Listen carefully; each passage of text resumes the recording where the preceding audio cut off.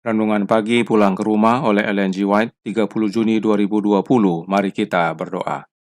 Bapa kami yang di sorga, Allah pencipta langit dan bumi, laut dan segala isinya, Allah yang maha besar, maha kuasa, sumber segalanya, yang kami sembah selalu melalui anak-Mu yang tunggal, Yesus Kristus.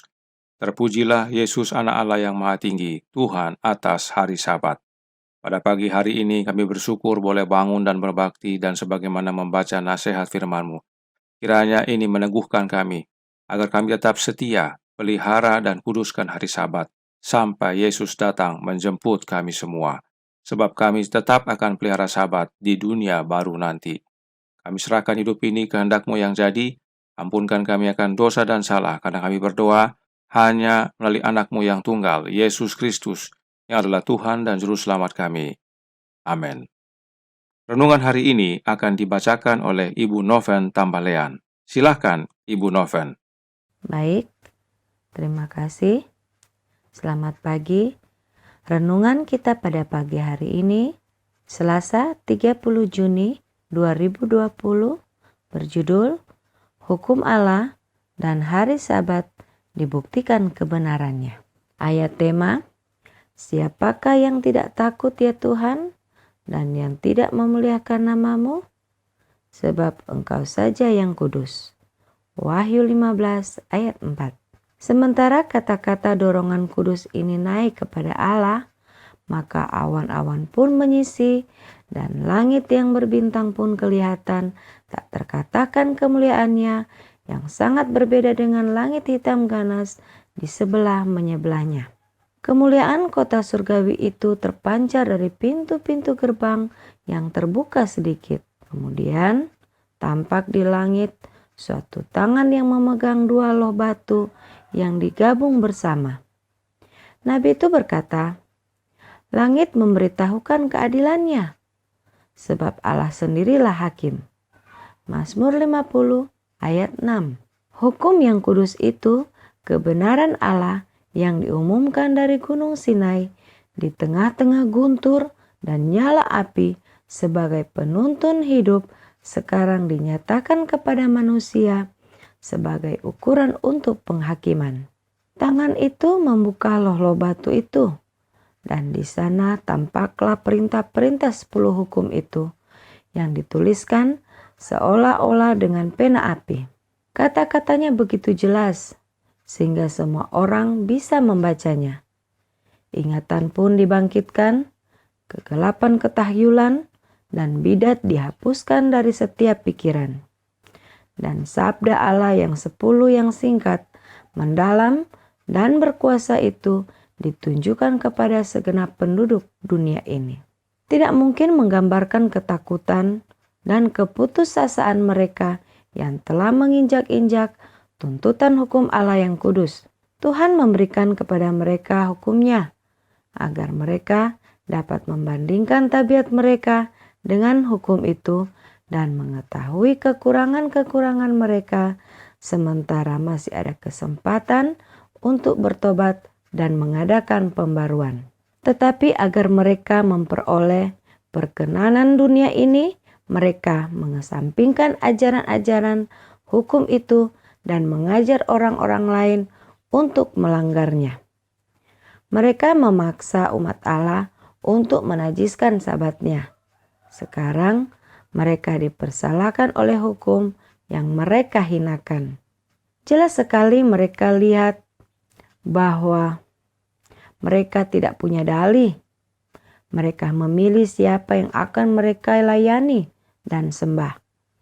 Maka kamu akan melihat kembali perbedaan antara orang benar dan orang fasik, antara orang beribadah kepada Allah dan orang yang tidak beribadah kepadanya. Maleakhi 3 ayat 18. Musuh-musuh hukum Allah, mulai dari pendeta-pendeta sampai kepada yang terkecil di antara mereka, mempunyai suatu konsep kebenaran dan kewajiban baru. Terlambat mereka melihat bahwa Sabat, hukum keempat, adalah materai Allah yang hidup. Terlambat mereka melihat sifat yang sebenarnya dari Sabat mereka yang palsu dan dasar yang rapuh, di mana mereka membangun mereka mendapati bahwa mereka telah berjuang melawan Allah. Alfa dan Omega jilid 8 halaman 674 dan 675. Terima kasih atas penata layanan Ibu Noven. Tuhan Yesus memberkati. Saudaraku dalam Tuhan, renungan hari ini dicuplik dari buku Kemenangan Akhir bab 40 yang berjudul Umat Allah Dilepaskan.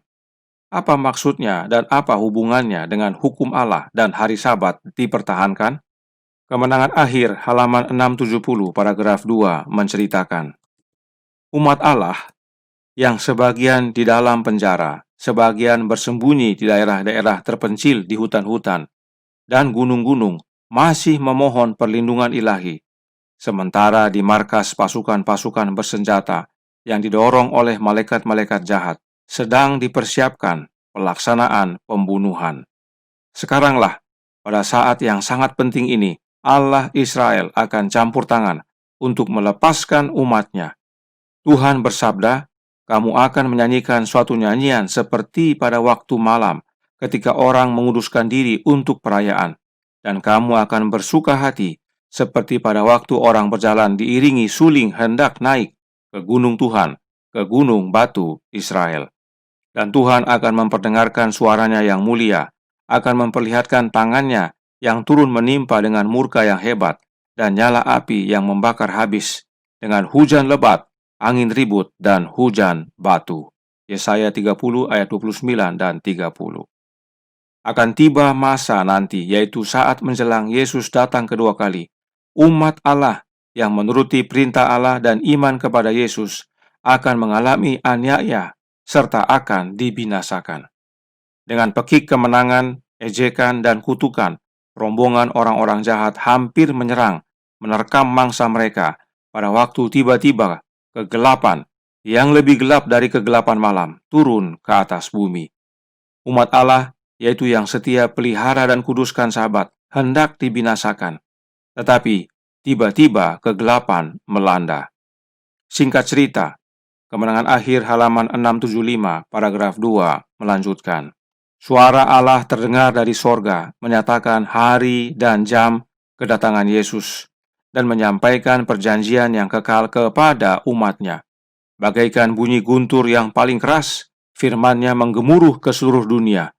Umat Israel Allah berdiri mendengarkan dengan matanya memandang ke atas. Wajah mereka diterangi kemuliaan-Nya, dan bercahaya seperti wajah Musa pada waktu ia turun dari gunung Sinai. Orang-orang fasik tidak dapat memandang mereka. Perhatikan, dan bila mana berkat-berkat diumumkan bagi mereka yang menghormati Allah oleh pemeliharaan Sabat-Nya yang kudus, akan terdengar sorak kemenangan yang luar biasa. Kita bisa lihat, mereka yang menghormati Allah, yaitu dengan memelihara Sabat. Ini pemahaman penting, karena bukan harinya yang menyelamatkan, tetapi Allah yang disembah pada hari Sabat. Dialah yang menyediakan kelepasan, memberikan keselamatan bagi umatnya yang setia. Inilah pentingnya hari Sabat, sebab dalam hari itu kita berbakti, menyembah, dan menghormati Allah Bapa, sebagaimana yang kita telah pelajari dalam pelajaran sebelumnya. Dan mereka yang setia, pelihara Sabat, dan menghormati Allah, memperoleh keselamatan. Kemenangan luar biasa. Apa yang terjadi kemudian? Kemenangan Akhir halaman 676 paragraf 1 menyatakan, tidak lama kemudian tampaklah di sebelah timur suatu awan hitam yang kecil kira-kira setengah kepalan tangan besarnya. Itulah awan yang mengelilingi juru selamat yang tampak dari jauh seperti diselubungi oleh kegelapan. Umat Allah mengenal ini sebagai tanda Anak Manusia. Dalam keheningan yang hikmat, mereka memandanginya sementara semakin mendekat ke bumi, menjadi semakin terang dan mulia, hingga menjadi awan putih besar, yang dasarnya adalah kemuliaan bagaikan api yang menyala-nyala, dan di atasnya ada pelangi perjanjian. Yesus mengendarainya bagaikan seorang penakluk. Orang yang penuh kesengsaraan itu sekarang tidak untuk meminum cawan yang pahit penderitaan dan yang memalukan. Ia datang yang menang di sorga maupun di bumi untuk menghakimi yang hidup dan yang mati, yang setia dan yang benar. Ia menghakimi dan berperang dengan adil. dan semua pasukan yang di sorga mengikuti dia. Wahyu 19 ayat 11 dan 14. Dengan nyanyian-nyanyian surga, malaikat-malaikat kudus, suatu kelompok besar yang tak terhitung banyaknya, menyertai dia dalam perjalanannya. Langit seolah-olah dipenuhi oleh bentuk-bentuk yang bercahaya, berlaksa-laksa, dan beribu-ribu laksa banyaknya. Tak ada pena manusia yang dapat melukiskan pemandangan itu. Tidak ada pikiran fana yang sanggup mengerti keindahan dan keagungan kemuliaannya.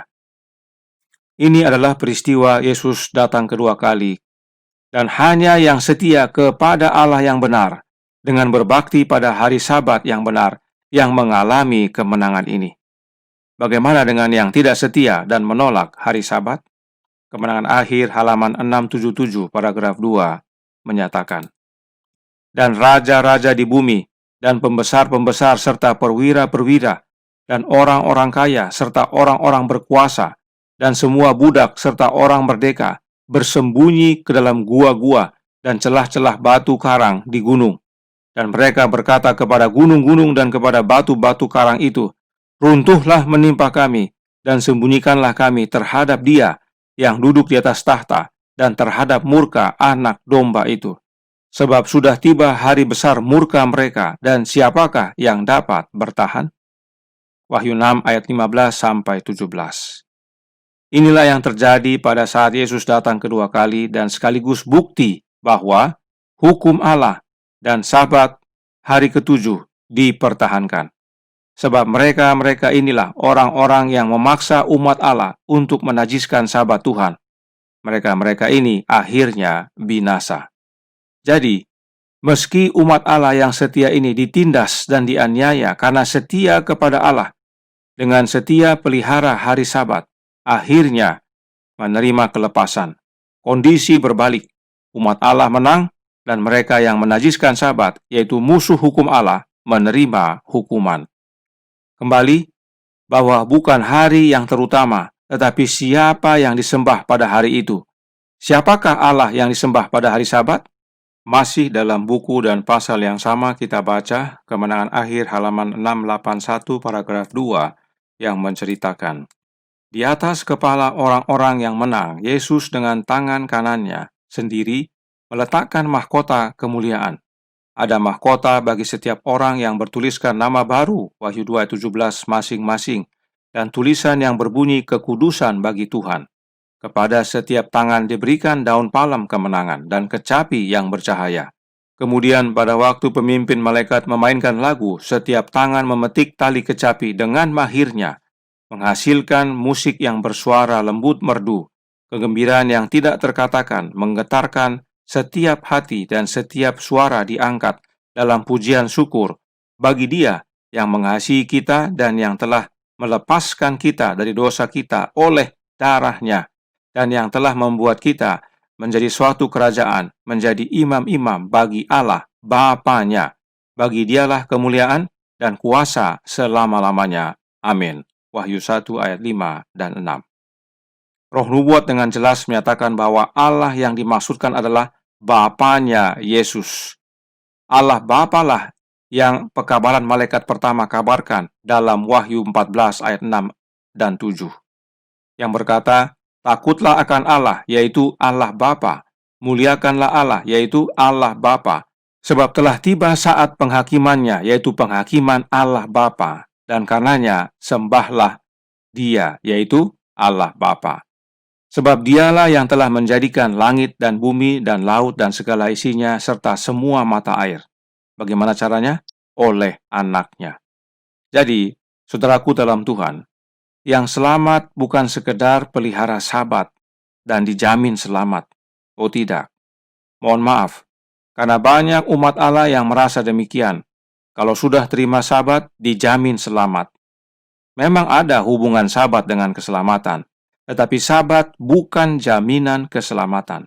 Perhatikan yang White lanjutkan dalam Kemenangan Akhir halaman 682 paragraf 1 yang berkata, sekarang digenapilah doa bagi murid-muridnya. Ya Bapa, aku mau supaya dimanapun aku berada, mereka juga berada bersama-sama dengan aku. mereka yang telah Engkau berikan kepadaku. Yohanes 17 ayat 24. Tak bernoda dan penuh kegembiraan di hadapan kemuliaan. Yudas 24. Dalam mempersembahkan mereka yang dibeli dengan darahnya kepada Bapa, Kristus berkata, sesungguhnya inilah aku dan anak-anak yang telah diberikan Allah kepadaku. Ibrani 2 ayat 13. Yang Engkau telah berikan kepadaku, aku telah menjaga mereka. Yohanes 17 ayat 12. Oh, betapa ajaibnya kasih yang menebus itu. Kesukaan besar saat itu bila mana Bapa memandang mereka yang sudah ditebus itu akan melihat gambarnya. Perselisihan karena dosa dihapuskan, kutukan dosa dibuangkan, dan sekali lagi manusia selaras dengan ilahi. Keselamatan hanya dalam Yesus. Oleh darahnya kita telah dibeli dan dipersembahkan kepada Bapanya, yaitu anak-anak yang Bapanya telah berikan kepada Dia, dan karenanya Yesus jaga. Karena itu, tidak cukup hanya hari Sabat, tetapi harus mengenal Bapa dan anaknya. Sebab itulah hidup kekal. Yohanes 17 ayat 3. Melalui Sabat, kita dapat mengenal Bapa dan anaknya. Karenanya, kita baca kembali kutipan berikut ini dari Signs of the Times September 26 tahun 1892, paragraf 4, yang menyatakan, untuk menghadiri kebaktian pada hari Sabat, untuk berdoa sesekali atau secara teratur, tidak membuat orang menjadi orang Kristen. Bisa lihat? Apa yang penting? Perhatikan. Yang penting adalah untuk dipersatukan dengan Kristus, untuk percaya kepada Kristus sebagai juru selamat pribadi, untuk hidup oleh iman di dalam Anak Allah. Hari Sabat penting dan kudus. Kita harus pelihara dan kuduskan. Tetapi fokusnya bukan hari, namun siapa yang disembah pada hari Sabat itu. Pada hari Sabat kita menyembah Allah Bapa, dan satu-satunya jalan kepada Bapa adalah anaknya, Yesus Kristus. Itulah sebabnya pada hari Sabat penting kita dipersatukan dengan Kristus. Sebab segalanya telah Bapa karuniakan di dalam Yesus, termasuk keselamatan. Yesus jaga kita sampai Dia datang jemput kita semua. Karenanya, tetap setia, pelihara dan kuduskan Sabat. Sebab karena meski sepertinya hukum dan Sabat tidak berdaya, tetapi akan tiba masa di mana nyata kemenangannya, dan itu hanya dalam Yesus. Sebab Dialah Tuhan atas hari Sabat. Tuhan memberkati, saya bawa dalam nama Yesus. Amin. Mari kita berdoa. Bapa kami yang di sorga, Allah pencipta langit dan bumi, laut dan segala isinya, kami bersyukur pada pagi hari ini menerima nasihat yang penting dan menguatkan. Karena meski kami akan alami aniaya, bahkan hendak dibinasakan, oleh karena setia kepada perintah Allah dan pelihara hari Sabat, dan teristimewa beriman kepada Yesus, satu-satunya jalan kepadamu ya Bapa. Namun pada akhirnya, keadaan akan berbalik. Mereka yang menindas akan menerima hukuman, dan kami yang ditindas akan menerima kemenangan. Kiranya ini menjadi kekuatan bagi kami agar tetap sungguh setia sampai kepada akhirnya, dan Yesus menjemput kami semua. Terima kasih ya Bapa. Biarlah Engkau tetap bersama kami melalui kehadiran roh anak-Mu dalam hidup ini. Kehendak-Mu yang jadi, ampunkan kami akan dosa dan salah, karena kami berdoa hanya melalui anak Allah yang tunggal, Yesus Kristus, yang adalah Tuhan dan Juru Selamat kami. Amin.